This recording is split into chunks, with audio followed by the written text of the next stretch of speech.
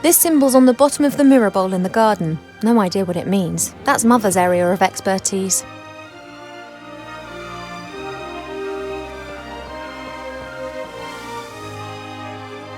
I can blame Mother for a lot of things, but not laziness.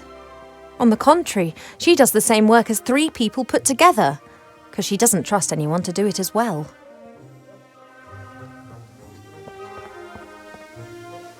Mother?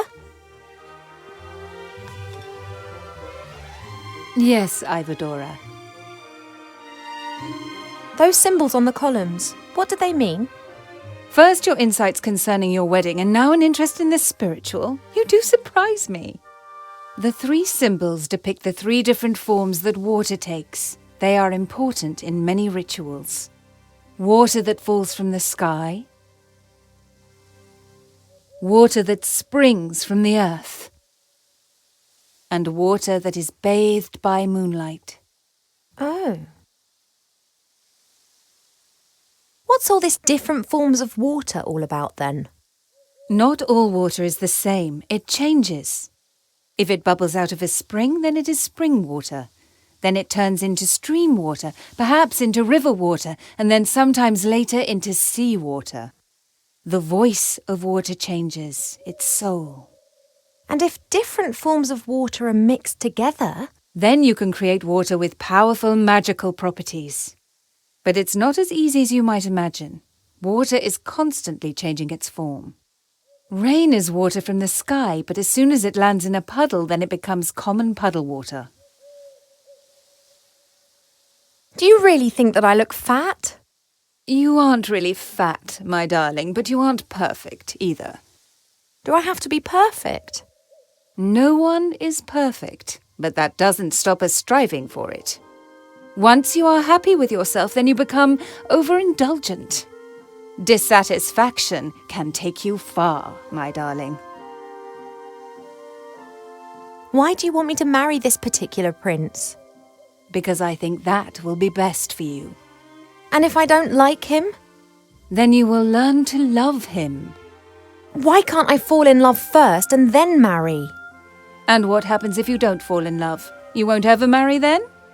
Don't be childish, Ivadora. When you married Father, how long had you known each other? Just a few days. I fell in love with him instantly. He was the wisest and most handsome elf that I had ever met. And if you hadn't loved him, or if perhaps you hadn't even liked him? Then I would have married him anyway. It is the duty of the princess to secure royal succession.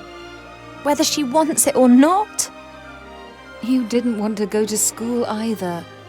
Today you can play music, paint, speak a dozen different languages and have realized what a gift education is. Please, just trust me. Sometimes only parents know what's best. Do you know what can be done to fight the epidemic in Seastone? Done? Nothing, my darling. It's a matter for humans. We will only observe. How hard would it be for us to actually help solve a problem for once, instead of waiting for it to solve itself? If Alistair needs my advice, he can ask me, and up to now he has not done that. But... I'm not going to interfere. That stuff in the moonwell, that's water bathed by moonlight, isn't it? Of course it is, my darling. Could I take some of it? It is holy water. We only use it for special occasions. What do you need it for? I need it for a potion. It's one of the most important ingredients. Really? What sort of potion?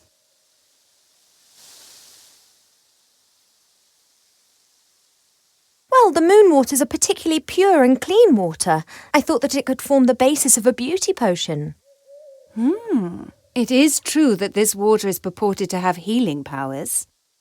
I didn't want to trouble you with this, but then I thought, if I'm meant to be looking my best for the prince, then such a potion wouldn't do any harm. Oh, absolutely. Do you have a vessel? May the moonwell water give you the help you need to become more beautiful. just as it has always helped me.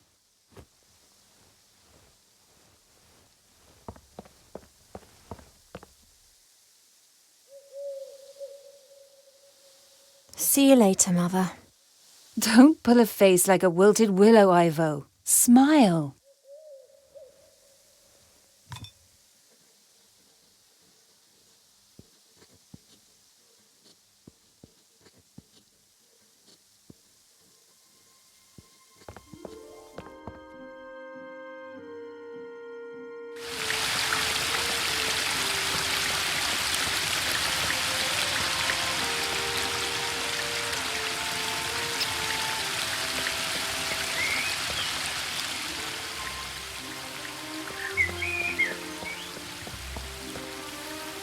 Right, now water that has been bathed in moonshine. That must mean the water that's come from the moon well. It works. One of the symbols is glowing.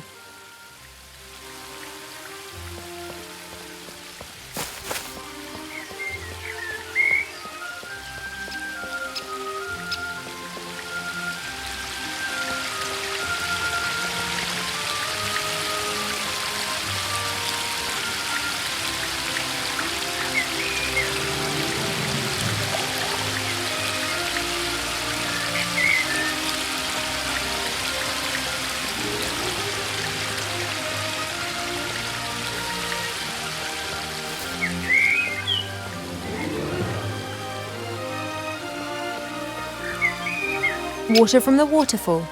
One could also say water that has fallen from the sky. Aha! That's got the second symbol to glow.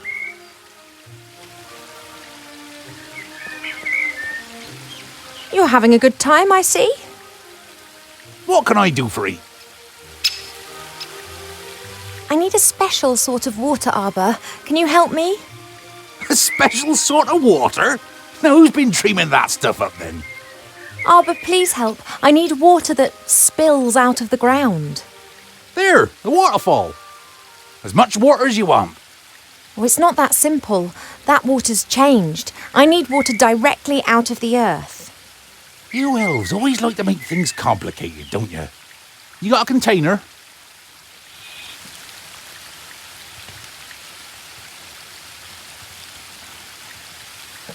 There you go. And don't start telling me that this is some kind of snot water or the like. This be tip-top quality groundwater. Should work. Thank you.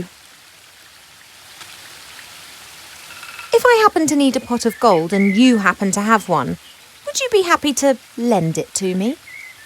Or if I be the Sultan of the Three Deserts and you had juicy grapes, would you feed me? OK, seriously, do you have a pot of gold? Just like you have grapes and be the Sultan. I have to get on. Don't work too hard. That I won't.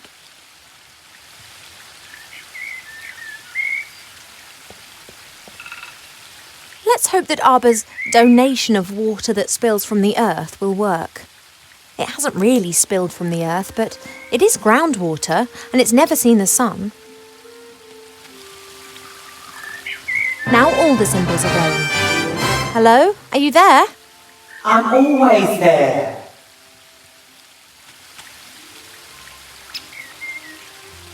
Are you really all-knowing? No, but it sounds better than I am the seer who saw more than any other being in the world and yet didn't see all. I cast a spell over you single-handedly with no help. You had help, you just didn't realise it. No, I did it by myself. I'm the all-knowing seer. I'm telling you, you are wrong. I did summon you, but I don't really know anything about you. Do you live in the water, or are you the water? No, the water is just a reflective surface. I live on the other side of the mirrors. I see what happens in front of mirrors. To you, they are simple reflections. To me, they are the window through which I view your world. Okay. So you live on the other side of all mirrors? Does that include the one in my bedroom? I can look through any reflective surface. I see all. You do close your eyes, when it's the decent thing to do, right? I see all. Yes, understood. But if someone's undressing in front of their mirror or doing embarrassing things that no one else should see, you do look away, right? I can see into the furthest reaches of the world. I see the good and the bad, the beautiful and the abominable. You saw me giving an imaginary harp concert in front of my mirror. I count that amongst the abominable. And Mother and others summon you to ask your advice. I wouldn't exactly describe it as asking. They know how to reach me via one of the mirrors. They want me to give them information, and if I don't answer, they just stand there and stare at me. So you help them. That is the question, is it not? Do I have an interest in supporting either one or the other side, or would I rather watch a catastrophe unfold? So you'd pour oil onto the fire just because you want to watch the flames? I could, but mostly I restrict myself to watching. I love to see how things develop. I can't abide when things come to a standstill. That's when I'm always tempted to give someone a shove in the right direction. There's talk of an epidemic in Seastone which is spreading. Do you know anything about it? It is not an epidemic. Well, what is it then? It's something that you'll get involved with. Can you see into the future? Stories repeat themselves. Other places, other participants, but the course remains the same. Good fights evil. Why am I pregnant? You are pregnant? Should you not know that? You being the nearly all-knowing oracle. I didn't see that. When did you get pregnant? I'm asking you. Stupid romance. A woodland glade, a bed in the cornfield, not a mirror in sight. Couldn't you and Mate have done that somewhere else? Done what? Oh, yes. Nothing at all, Princess. I need today's password for the Woodland Realm Border Watch. Do you know it? Of course. Your mother told the commander of the guards when she was standing next to the mirror surface of the moon well. Can I have it? Absolutely. I want to see how this develops. And there are quite a few surprises awaiting you in Seastone. Which, of course, you're not going to tell me about. They wouldn't be surprises if I told you about them. By any chance, is the password melon? How do you know that? Stories repeat themselves. Do you not know that? Thanks for that unsettling conversation. I have to go. Yes, you must. Yes, but I didn't mean that. You will seek me out before this story ends. You mean to say you will see me and follow my every move? Yes, you will want to help a friend in need and won't know how to. Really? That's when you will seek and find me. In a flying town, in a house with no corners. Where will I find you? Till then, Princess Ivo of the Woodland Realm. But we will see each other again soon. But, oh...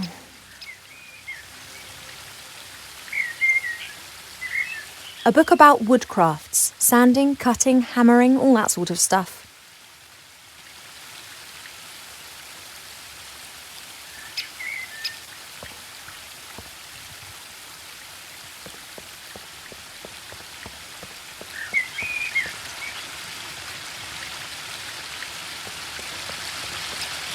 That's a weeping willow.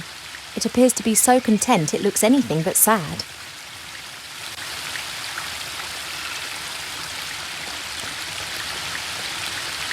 I wonder if trees regard a carpenter as the bogeyman. It's not nice, but I'll have to find out. One can easily fell a tree with the help of an axe and wedges. In my experience, nothing beats a sharp saw guided by 2 men. Slish, slash! The teeth of the saw bite into the wood, and in a few minutes, even the largest tree tumbles to the ground. After this, the smaller branches and the bark are removed from the trunk using hatchets. Once the tree is sawn into several pieces, it's ready to be transported away. Wow, I feel a bit dirty. It'll be all right, you'll see.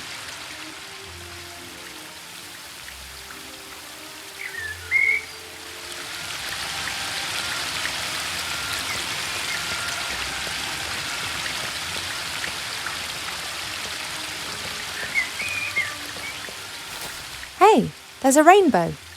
Since the willow's branches are hanging down for some inexplicable reason, the sun is able to shine directly onto the waterfall again and is now producing a pretty rainbow over the garden.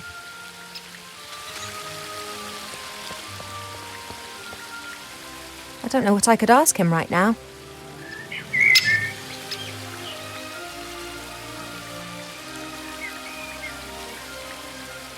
Others will judge whether it was worth traumatising the willow for this, but the rainbow certainly adds a certain je ne sais quoi.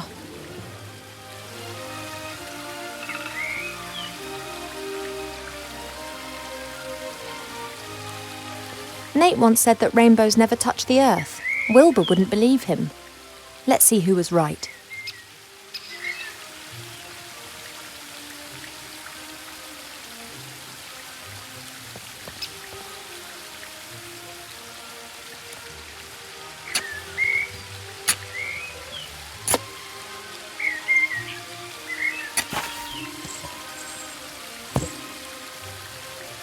A pot of gold, and no grumpy leprechaun protecting it. What a stroke of luck.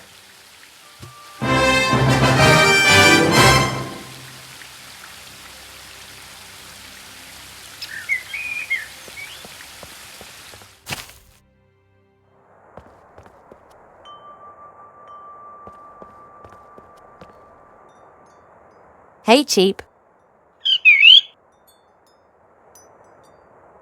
I have the pot of gold here. Go on, take it to the stud.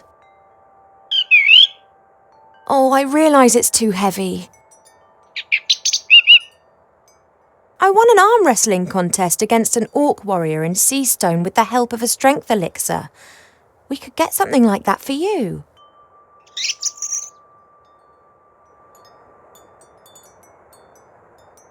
I'll be back soon, Cheap.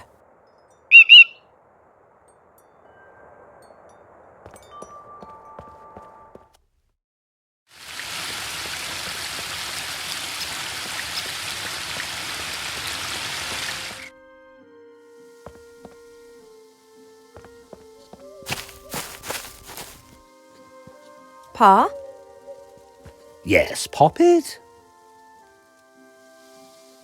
Hypothetically, if Cheap Cheap had to transport something heavy through the air, how could I help him do it? You could ask me to give him the necessary strength, which you have just done, have you not? Really? Of course, but the effect would not last long enough to transport you to, let's say, Seastone. He doesn't need to do that. It's just a short distance.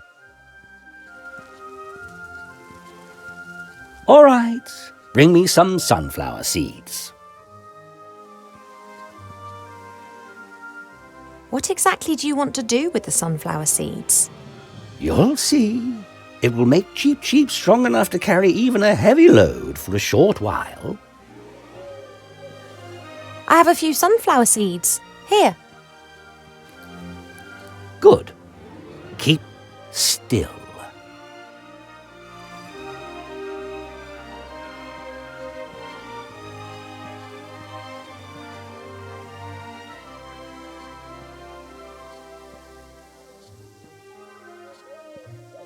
That's it. Just give Cheap Cheap these seeds to eat shortly before he starts on his journey. Thanks. Whatever you did to those sunflower seeds looked like magic to me. Oh no, it was the opposite of magic. Nature, life, pure life. And what exactly do you mean by that? Listen to the wind in the willows and the mole and the toad. They know the answer. I've got quite a lot to think about. Goodbye, little daughter. See you later, Father.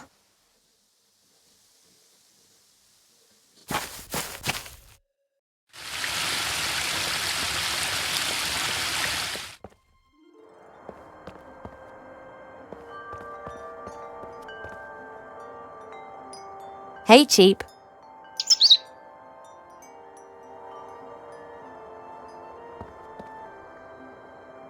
Father's changed the sunflower seeds.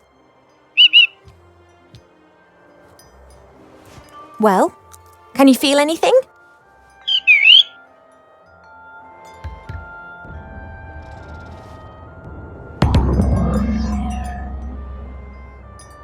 Now, don't exaggerate. Okay, here. Oh, I hope it works. But what's he going to be like when he's super cheap? He's got enough of an exaggerated opinion of himself as it is.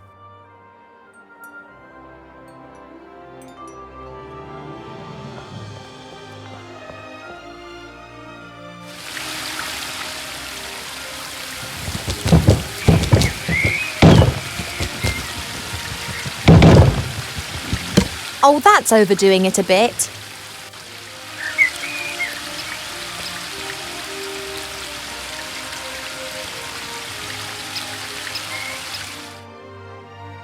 I thought you just wanted to deliver the pot of gold.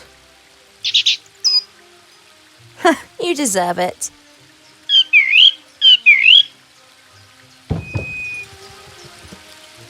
It's really in there, is it? Our hippogriff?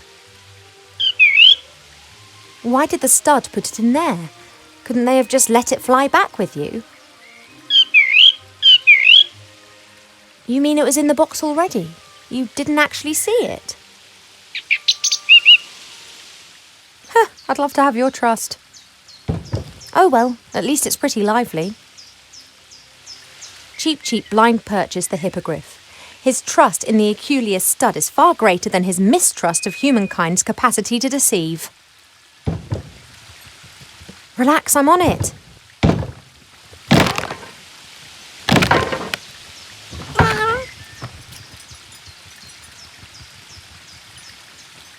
You've still got the receipt, haven't you, Cheap?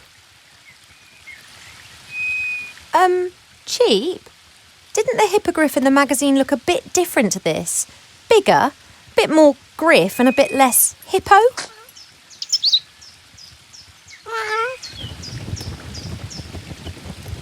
Is this the effect of the epidemic? Mother said it changed things.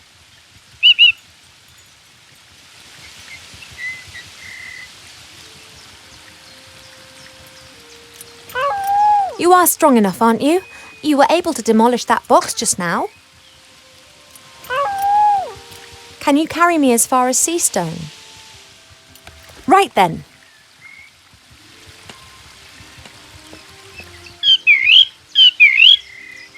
The Archmage, murdered by Wilbur Weathervane? There's something strange afoot, Cheap. Mark my words. I don't believe a word of it. Someone's responsible for this epidemic and someone wants to hurt our friends.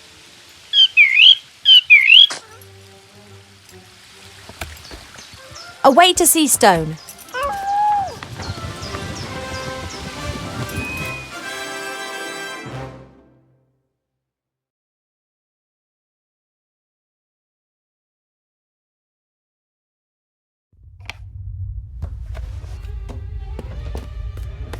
My name is Weathervane, Professor Weathervane.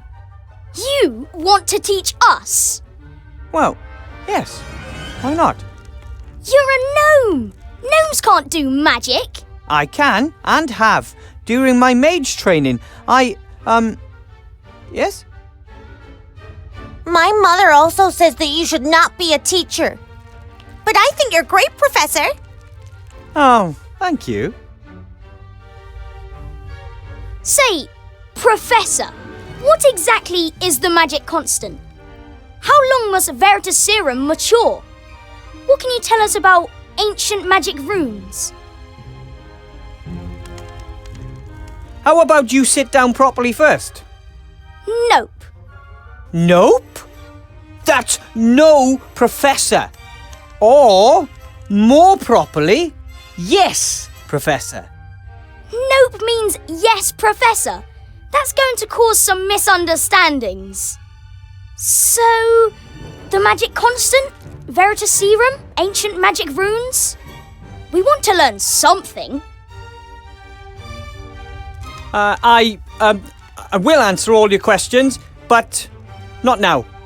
It's time for History of Magic. Then I have a history question. As everyone knows, gnomes are completely incompetent when it comes to magic. To be exact, only one great gnome mage has appeared in the last 800 years. He defeated Gremar, the last of the great dragons. What was the name of that last great gnome mage?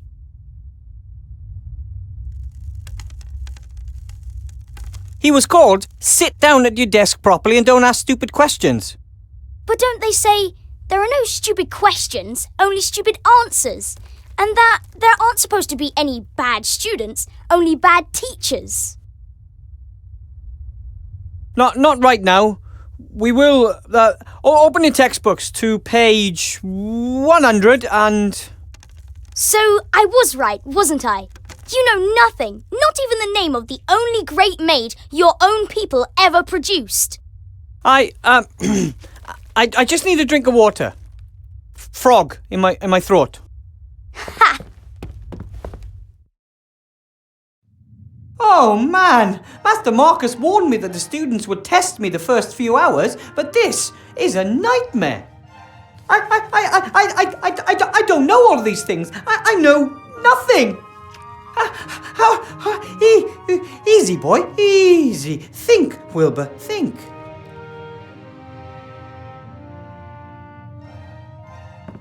It can't be healthy in the long run for Fridolin to always eat parchment and old scrolls. Perhaps he'd like the pet food I bought. A bowl of fresh, cool water for my roommate. There's no way I'm taking the bowl with me. I mean, how am I supposed to put a bowl of water into my pocket without getting my robe soaking wet? It's not like I can just carry anything around. But I could use the bowl here in the room.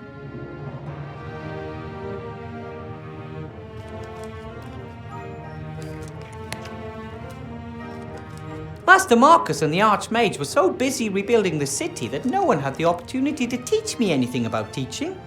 This box was in a shop window down in the city. I thought it might be useful. After all, there are children with magic wands on it.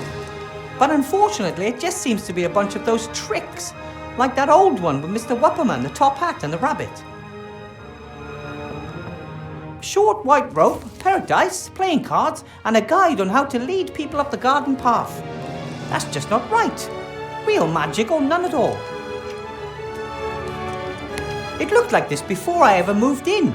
Generations of teachers must have left their stuff here. I like it. The school has a history and when I have time, I'll rummage through it. A few of the crates and boxes are labelled. Hands off. Property of the half-blood prince. Schrödinger. That box could hold a dead cat. Or not. Mages use balls like this to communicate over long distances. Master Marcus explained it to me. He'll know how I can tame those unruly students.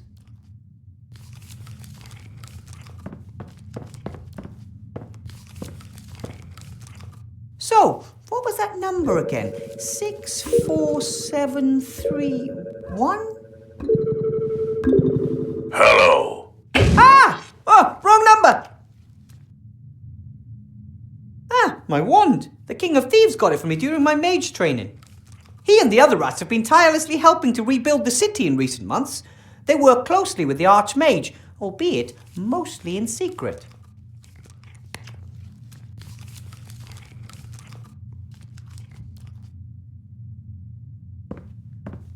I still haven't figured out exactly how it works. Sometimes it performs the most amazing magic, and sometimes it can't even perform the simplest of tasks. Archmage Alistair has promised to have a look at it sometime. Maybe it has a loose connection or something.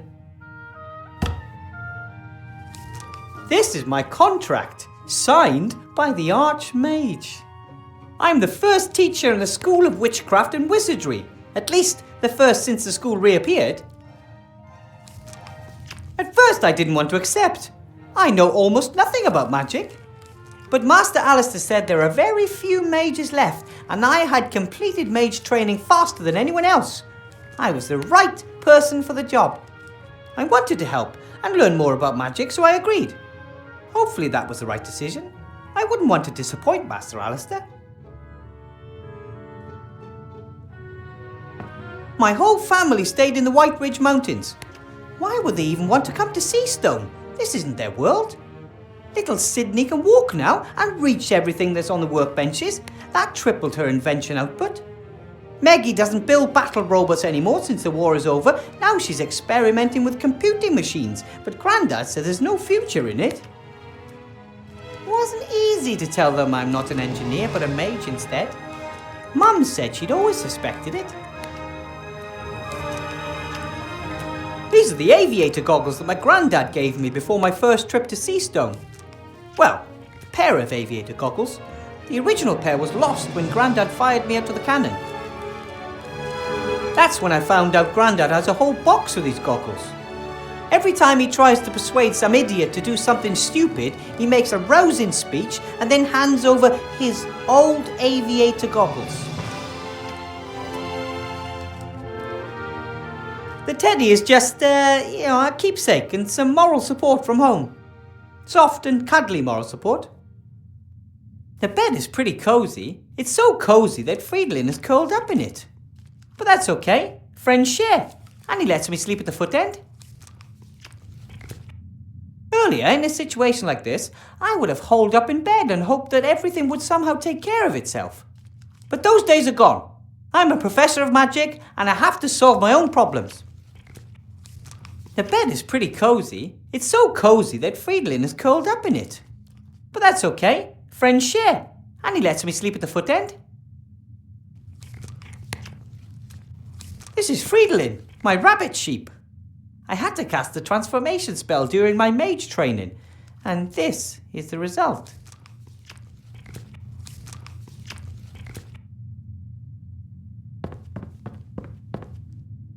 Okay, we'll do it like this.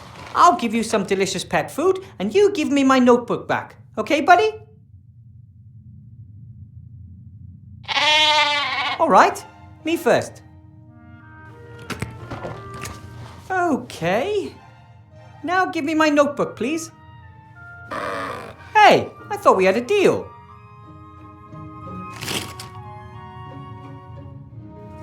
The entire school building is a bit scary. No one knows exactly where it was the last 20 years. It disappeared overnight and then reappeared just as suddenly once the war ended. There's a lot of magic in these old walls. The stove is always on, for example, and even though I've never put any wood in it.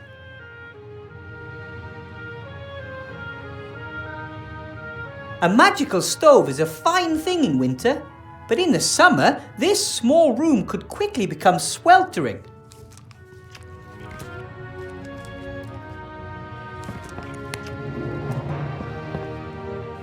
Ow!